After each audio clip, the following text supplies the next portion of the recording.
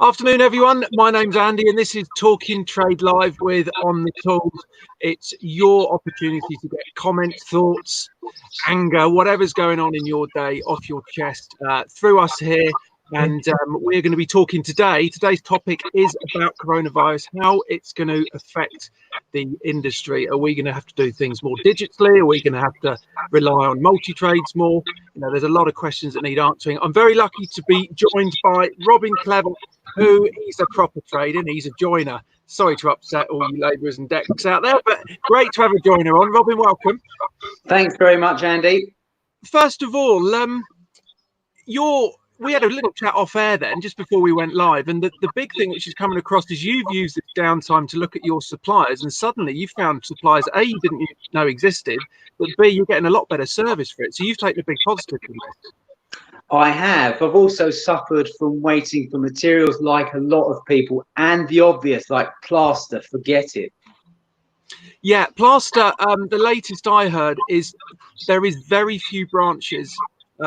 Obviously, Jewson's part of Saint-Gobain, as in British Gypsum, so they're getting the odd pallet. But I think the advice to anyone watching is get an order in now, because when those pallets come in, they're pre-sold. So if your branch gets 10 pallets in, that's gone. So if you do need finish or bonding, hardwood, dot and dab, get your order in early. So today, Robin, we're going to talk about how we think COVID is going to affect our industry. I personally think there's a lot of positives to take out of it. It's a chance to reset, do what you've done, look at suppliers, get your business in a better position. Do you think digital, we need to wake up as this 1970s industry and go more digital and online?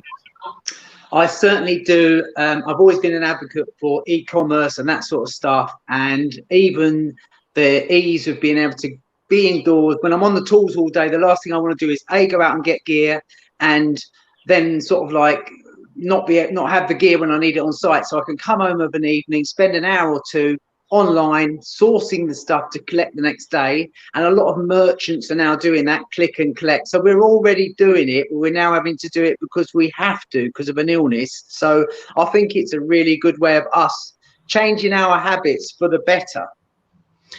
Well, most of the questions and comments so far, we've obviously got a load of spreads on board today. It's all about finish. Tyler Barnes has just had a seizure. He's seen 450 quid for a dozen bags. I guess that's a finish.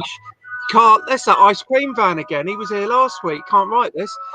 Carl Paul, where's the multi-finish at? And one thing I'd like to say is the merchants are saying pre-order. Any spreads out there that need finish or bonding, hardwood, drywall adhesive, filler, get it pre-ordered. It is coming in. British Gypsum apparently are at 80% production, but they need to be at 300%. This is what I've heard in order to catch up with demand. Just to let everyone know, there is another company called Make Good, which are also have developed a multi-finish, a drywall, adhesive, a bonding, and a hardwall. So there are other options. That's just the one I've heard of. I know rumours. Have you heard, Robin? There's been Polish plaster, Turkish plaster. There's been all sorts coming in. Yeah, I mean, because I have a lot of contacts via YouTube, I'm obviously getting targeted by people asking me, how can I get plaster? People are trying to rip me off and all the rest of it. One guy in particular uses a spray plaster, which I have seen before, but and he's still got access to some material, but not on a big scale. But I think that what we'll find after this is we will realise we can't rely on mainstream products in case this happens again, and we just don't know if it will. Are you concerned, Robin, at other products being in the same? I'm thinking if a big developer's suddenly behind on 10,000 new homes, are we going to end up with them stockpiling things like bricks and blocks like a few years ago? You're quite right. A few years ago, we saw a massive shortage of facing bricks and blocks, partly due to mergers and takeovers and shutting down the actual quarries where the clay came from. It just run out. And I think there will be. I mean, one thing I found, which is specific to my business, carpentry and joinery, is that turn up at a timber merchant to buy some timber, and the stock that's been standing in the racks after this heat is absolutely useless. So, and they don't want to get new stock in. Their stock is saying, we've got stock, we got to shift it. The guys in the yard, they don't know a good bit of timber from a bad bit, to be fair to them. A lot of the time they load you up and you say, I can't have this, it's bent. But this, I was going to say, this goes back to what you said earlier. You're ordering online because it's more efficient, it's quicker, you get a delivery sent out. Let's say you've got, I don't know, 100 lengths of 8x2 at 4.2. What happens if 60% of those are like bananas? I'll back it. But I mean, that if you've turned up on the job to do the job, you're there for 2 days and you backed it, you've got to wait a week for it. You're the one who's suffering. So you end up having to get on with the work. The client says, look at the state of that. You say, it's not me, it's the timber that you supplied. And it's just an absolute nightmare. And it frustrates me because we're self-employed. We got no comebacks. You know, if it rains, we're stuffed. If the material's bad, we're stuffed. If you get a COVID, we're stuffed, you know? I tell you what, one long time ago, we did a wraparound extension flat roof. And exactly what you just said, I had a massive delivery. I had 2 lorry loads of 8x2s. Rocked up, and we were on a really tight deadline. We had to use these things. They were like bananas. Guess what we had to do on it internally once we taxed? We had to float and set the ceiling. Float and set the ceiling on a new extension. Is there not, are the merchants not going to be more responsible for some of the crap they send out to us? I just think that it's, I mean, there's obviously economics at play here. I mean, that some merchants just want to sell the stuff as cheap as they can get it. They just want to buy it in from Europe as cheap as they can get it and ship it because there's a market for that. But personally, for me, I always use the same timber merchant because he knows the standard I want. So he'll go to his supplier. I don't mind paying a bit more for it because it saves hours. Well, one thing, hi to Reinhold from Holland. He's jumped on. So we've got a lot of other people saying Chelsea Amanda. She said hi. A lot of comments still coming back on Finish. I don't know if Courtney McQueenly, where you are in the country or overseas, but he said a pallet of Finish he's seeing as 17 quid a bag. That's 3 times what we're paying nearly. Is it? I mean, what's your advice, Robin? A lot of spreads are obviously in this difficult position where it's do you take the hit just to get the job done, or have you got to have that conversation with the customer and say, look, this is the supply and demand room? Well, I had a conversation with the plasterer who was in the position like that, like all of the poor plasterers out there. He wanted the plaster. He got access to plaster. He turned around to the client and said it'll be £300 more for the raw material. They said, we'll wait. And so he can't do his job. So he was really frustrated. He ended up paying the money himself, knowing the client might say that. So they took him for a ride. And that really hurt me. I thought to myself, they want the job done. It's not just the spreads. You think the chippies can't finish, the decorators can't get on. Yeah, the electricians and plumbers can't second fix anything. So the other thing, honestly, you won't believe this, Robin, when I tell you, obviously Finish is becoming like bullion. You know, it's the value of it. There's a job around the corner from where I am. They had a pallet on the second lift on the scaffolding. Neighbours got disturbed in the middle of the night. People trying to nick Finish from the scaffolding. No way. Is this how bad it's coming? We just heard back from Courtney's in Leicester. This is obviously down south London, so this is happening. Aaron calls and he's seeing 30 quid a bag. What do you do if you say if you're self-employed? You've got to take the hit when you're not working. Difficult. It's outrageous. There's a lot to be said for tape and jointing. I'm not sure whether or not you can actually get the jointing compound at the moment, but you know, I'd imagine there's quite a lot of that in stock in places. But if you've not put tapered edge boards up, you can't do it. Well, let's sort of come back to the subject. I appreciate there's a lot of viewers wanting to know about Finish. I think just to recap, get your order in early. If you've got a job coming up, I don't know, let's say you're putting up a single story extension, you know roughly what week you're going to need your finish and bonding. So get the order in early. But this coronavirus, Robin, it's obviously going to affect our industry enormously. We've got redundancies coming from big national house builders as well as sort of more regional ones. Do we need to really look at how we go about, because we still are behaving like we're in the 70s or 80s, a lot of us trades and suppliers becoming more digital frightens a lot of us older trades, but it's probably the way forward now, isn't it? I think it's absolutely the way forward. And let's take it really basically. If you are a tradesman, let's look at everyone's got a smartphone now, so we're already there. You're halfway there. You've got your smartphone, you use the internet all the time, you view stuff on YouTube. So making that work a little bit more in your business or in your day-to-day life, if you're a self-employed tradesman, and it might be just down to using your email more or something like that. I just think that it is invaluable. So looking sort of other ways that we can move this forward, a lot of people have said multi-trades could get a lot more work because it's one pair of hands that can obviously go across different trades. Do you agree with that statement?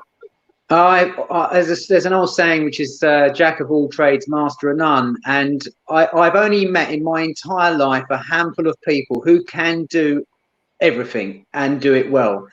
Generally speaking, I do appreciate, you need to turn your hand. For example, if I'm hanging a door and I can't get a painter, I need to prime it myself. Okay. Yeah. But you won't see me glossing that door. No way. So I think there is to be, a lot to be said for that. And I know a lot of the foreign guys I know do anything, but I don't know whether that's through economic need or, do you know what I mean? Whereas in England, generally a brickie does the bricklaying and the plasterer does the plastering. The chippy puts the skirting on. So, Well, it's funny you should say that because I remember an old bricklayer that I learned off years ago. He was 63 when I started learning with him. If he went near a handsaw, he came out in a rash. He could not touch wood. He was purely there to lay bricks and blocks and run the line all day.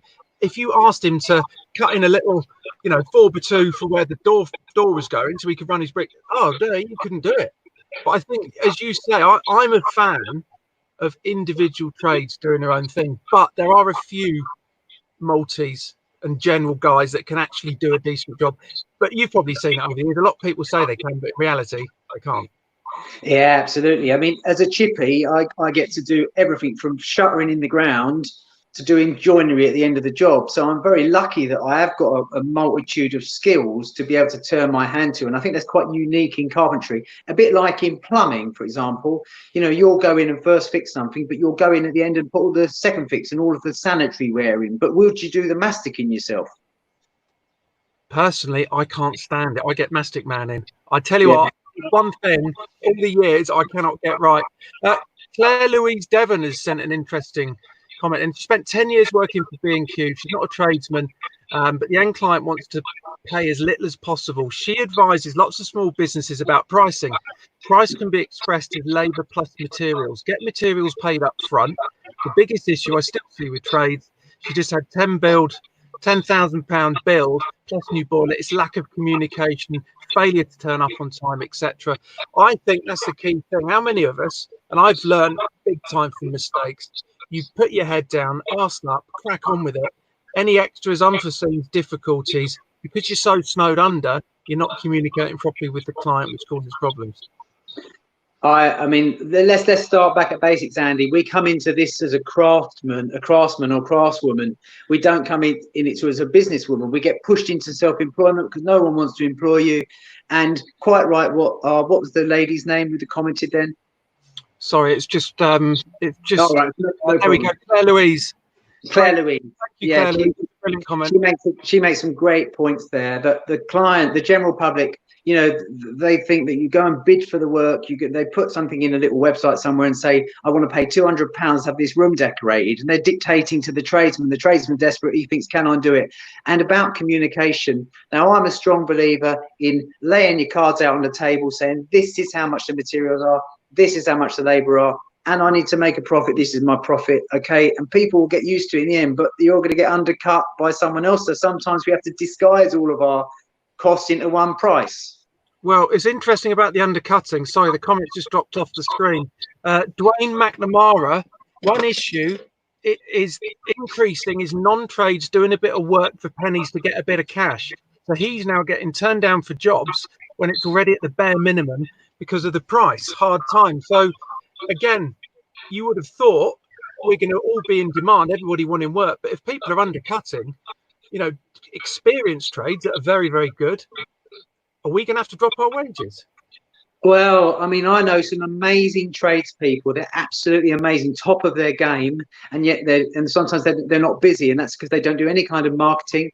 They don't think they need to do marketing. They wait for the phone to ring because that's always what they've done. But there's loads of people who aren't that skilled who know how to get a job, by putting a leaflet through a door or something like that. So I do think that us tradesmen need to fuck our ideas up and learn how to market ourselves a little bit and say, look, I am a bloody good bricklayer, or I am a good scaffolder or a good painter, and I'm for hire. You need to kind of do it. Well, we've had a lot of comments coming in, having a right old dig at us, saying that multi-trades are generally not very good. Listen, I just want to sort of clarify this. What Robin and I are saying is that there's a lot out there that call themselves multis that aren't actually very good at anything. I myself am a multi, and I know a lot of people that are very good. Kevin Bertram, you probably didn't think I was going to read this out, but I'd like to take comments, positive and negative. He said, what a load of old tosh. I'm a carpenter. My brother's a bricklayer. We own a general builders company, took over from our late dad, which started in 67. We do all the work apart from gas and electrics. We do this to a high standard, built up a great reputation in doing so. A lot of customers around here in Devon want a few people in their property and want one bill, not loads of separate bills. I think, Kevin, you are obviously one of the very skilled multi-trades. Please don't think that we're saying all multi-trades aren't, because clearly you are. As you say, you've been working for a number of years. You took the firm over from your dad, and you're obviously doing very well. But I'm sure you'll agree, Kevin, there's sadly a lot of people that call themselves multis that aren't as skilled as you. So obviously keep up the great work. Now, Robin, as we move forward digitally, potentially, there's a lot that needs to change. We talked before, going into a merchant, you still get some bloke or woman writing on a carbon print bit of paper with your order in the back of your van, and we've got to move on, mate. I mean, this is dark ages stuff, isn't it? You get to the jump, and the bloke behind the till goes, "Oh, sorry, no, I can't read his writing. Can you?" Then your account's on stop, and then there's a queue because the delivery driver's come in and got stuck. We've got to move forward, haven't we? We have, mate. Yeah, we've really got to, embrace it. I know it must be pretty difficult if you've got 500 branches and you need to up your game and all the rest of it. But there are a lot of tiny businesses out there who might supply the construction industry who are already doing the business that way, and they're only going to grow. I mean, there's certain products I can't find in merchants, but I can find even from Amazon, believe it or not. Well, there's a lot of rumors still flying around. The biggest building supplier in America and North America is Amazon. There's still a lot of rumors flying around that they're looking at buying a big national here. The rumors are 2 or 3 years old, but I've got a gut feeling they're coming over. And that will be very interesting because obviously Amazon are digitally based rather than, having loads of outlets. So that will be interesting. We've obviously hit a nerve here, Rob, and we've got a lot of people getting in touch about multi-trades. Crikey. What else have we got? Mark Sycamore. He knows many multi-trades who take their time to get a good finish, but they take longer. Listen, I think if you take a little bit longer, but produce a great finish, I don't think there's anything wrong with that. Do you, Robin? No, not at all. And going back to what I said, I know a handful of people who I truly class as multi-trades. And what I'm talking about is the kind of standards that I'd expect from the best tradesmen in those particular fields. I do know lots of people that need to do everything, like the guys in Devon, the general builders. Actually, if you've got an 8-week job, they could probably turn that out in 8 weeks because they're not waiting for a subby to come in to do the plastering, or they're not. So I think that business model for them is absolutely perfect, and their standard across the board is fantastic. But if you're doing, for example, like I get involved with some quite high-end technical kind of construction work, one day you might be putting a steel frame building up, the next day you might be putting a timber frame building up, and there's so many different things there that I do need to bring certain skills in because I know I need to go and retrain for a particular product. Yeah. Well, I think the big thing as well is, as you say, if we're going to use Kevin again, well, we're back on his Christmas card list. We've got a nice message from Kevin Bertram. Thank you, Kev. But I think a good point at him, you just said, Robin, you're not relying. What's the hardest thing for us to organise? Is staff. Yeah. While we were on the piss last night, we know he's not going to show up for 2 days. His phone's going to be off. That will then delay you. So there are a lot of benefits of having these skilled multis in, because you think, as you say, if you can't get a wall floated and set, your finishing trades can't come in and finishing off. So I think there is a big thing for multis coming in and doing well. The big thing I want to ask you, Robin, is we have no quality over the finished product. You look at a building inspector, they sign off work to be done to regulations, not quality. Is this the problem we've got as an industry? Your quality is totally different to mine. It's totally different to Dave down the road. Well, I mean, and that boils down to so many different factors as well, unfortunately, that there is, it's an interpretation. So if I asked a chippy to go and hang a door and another chippy to go and hang the same door, they'll both go about it in a different way. No one's right, no one's wrong. as long as the end result is to industry standard, hopefully, you know. So I think as a craftsperson, we all interpret things differently. Well, I think this is it. This is the problem I've had when we get to that dreadful word snagging at the end of a job. Your client comes forward with a snagging list. You probably are on top of most of it, but then there's that big thing over. We think it's acceptable, but are they taking the piss of it because they're wanting something that's really unachievable or unrealistic? So we've got to get. I think we need a stable sort of finish that is acceptable because we haven't got anything really. Whereas you floating and setting a wall and me and a specialist spread, we might have three different finishes, but in ink for our eyes, it's acceptable. So it's a difficult one, isn't it? Yeah, it's really difficult. And also, you know, I mean, I personally do weekly payments from my clients, which means they get an account every week, which they keep up to date. So by the time it comes to the end of the job, they've had plenty of opportunity to say, as they're paying me, by the way, can you look at this? They don't, obviously, because I'm a real fanatic. But, you know, I know a lot of guys, they do a third, and a third, and their last third they're desperate for because they need the money. The job's taken longer. They really need that money, and the clients now, and they've had to rush to finish a little bit to get out because we're all human. And the client's saying, "Oh, this paint's got a run in it there. I'm not paying you the money until you've put that extra screw over there." And that is a horrible position to be in, guys. You need to kind of, it's all right about 10% on the end, but not a third. Well, this is something which I'm really, really passionate about because I've been knocked like hell over the last God knows how many years. And okay, fair enough. I'll be honest. I worked as a tradesperson and then I learned how to deal with customers and keep them updated with emails.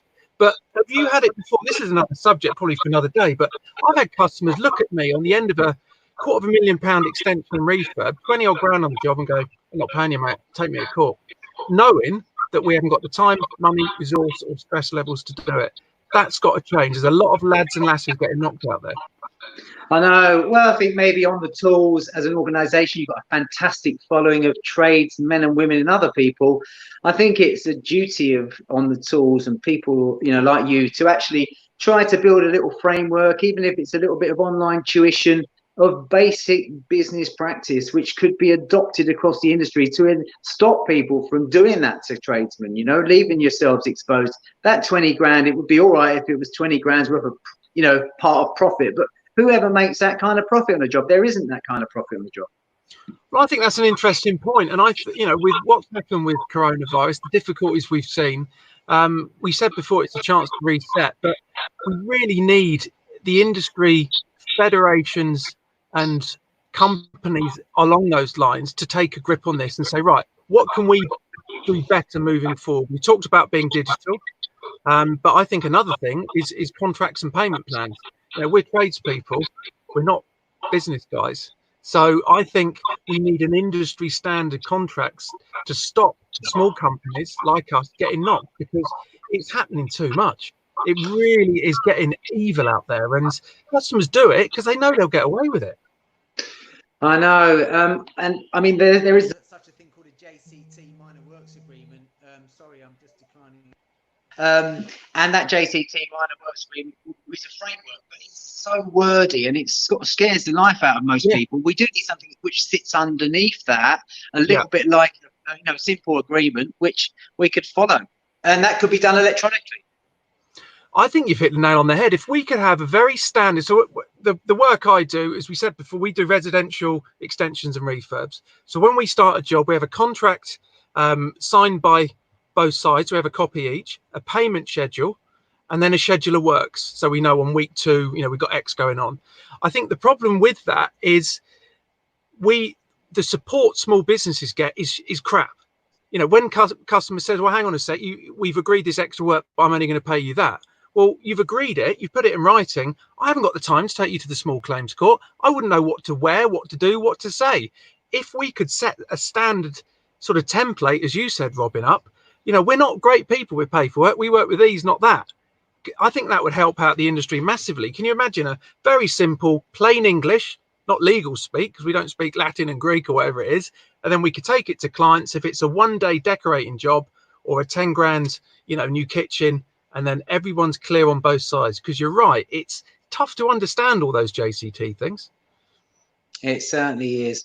No, I'm a strong believer in that. And when I've had larger construction firms doing, say, groundworks for me and read their terms and conditions, and they're amazing. I think, blimey, they're 3 pages long, and they will say, if, for example, I don't keep my side of the bargain, for every hour that the guys are standing around, I'm going to pay £60, and that's in their terms and conditions. And they've only got those by learning the hard way as they grew as a business. And what holds all of us tradesmen back as business people is the fact we don't ever explore these ideas because you're so bloody busy trying to earn a living.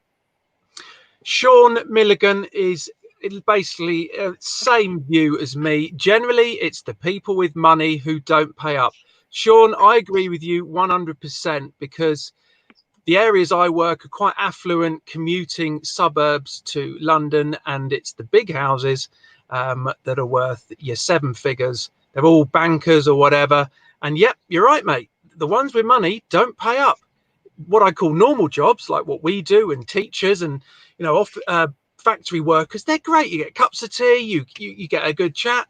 The rich don't get rich by spending, do they, Robin? No, mate. No, you're dead right there. I keep getting someone trying to call me because I'm on my mobile phone. I'm really sorry. I'm trying to press it and it's affecting things. So, but you're dead right. I mean, I don't get knocked much, but it's only because I'm 50 years old now and I've had lots of experience of dealing with the clients and the public and the trades that I know what the pitfalls are. I know when it's coming, so I sort of nip it in the bud. Well, we've gone from Holland to Texas. Garrett Black, welcome from Texas. I hope your weather is slightly better than ours. We've taken a turn for the worse, but welcome to the show. Few people coming in on comments about contracts, Robin. Alex Stan has said, can't dispute what's in black and white. Totally agree, Alec. But I think, as Robin was saying, it's about getting a contract that both sides understand that isn't too long-winded. And Robin, the contracts you use, how long are they? Are you talking just a cover sheet and a few points, or are you talking JCT minor works? No, I don't do JCT. All I do is make sure that when I do an estimate for a job, I list exactly what I'm going to do. I list exactly what I'm not going to do. I tell them when they're going to pay me. And that's basically it. It's a gentlemanly agreement. Fortunately, my clients come to me from recommendation. So I'm lucky in that respect. And that's how I do it. That's the only contract. It's like a verbal agreement. Well, one thing I learned through a customer not paying me was a verbal agreement is as good as a signed contract in the court of law. So but I don't want that to detract from a lot of good comments. Alex Stan, and who else was there's another one that it's just dropped off. Neil Wagstaff. Yeah, we do need to have contracts in place. But one thing, Robin, you touched upon it earlier, and this is a really valid point. We're tradespeople, not business people. And I've learned from my mistakes of being knocked, not doing things the right way, because we work with our hands. Do you think, and we've talked about this on other shows, part of your apprenticeship or training should be how to run a business? Because we go out into the big wide world, you may be the best joiner or spread or decorator in the world, but you haven't got a clue how to run a business. I think that is absolutely key that is taught as well as part of any apprenticeship. You can learn it from being in a family business, obviously, or being lucky to work with someone who's happy to tell you about the pitfalls of working. But I do think it should be trained, or it should be taught, or there should be some online courses that you could do. Well, I think I was just checking the time. We've got about a minute or two left. I think that's a good point just to finish with. We've gone digital, more in the construction industry. We looked at multi-trades, and now we're looking at the whole, we've covered a lot in the show, but we're looking very much at, the training, the contracts, and how we can improve as individuals running our business. And I think one thing to finish with, the ones that aren't back at work, use this as a positive time to check, like you've done, Robin, your suppliers, and maybe look at ways of growing as a person running your business, because that isn't our strength. Our strength is obviously day to day on the tools. But Robin, thanks ever so much. It's flown by the half an hour. We've covered a lot. It's been great talking to you. My name's Andy. This has been Talking Trade Live with On the Tools, and we'll be back again same time next week. Thanks, Andy. Thanks, guys.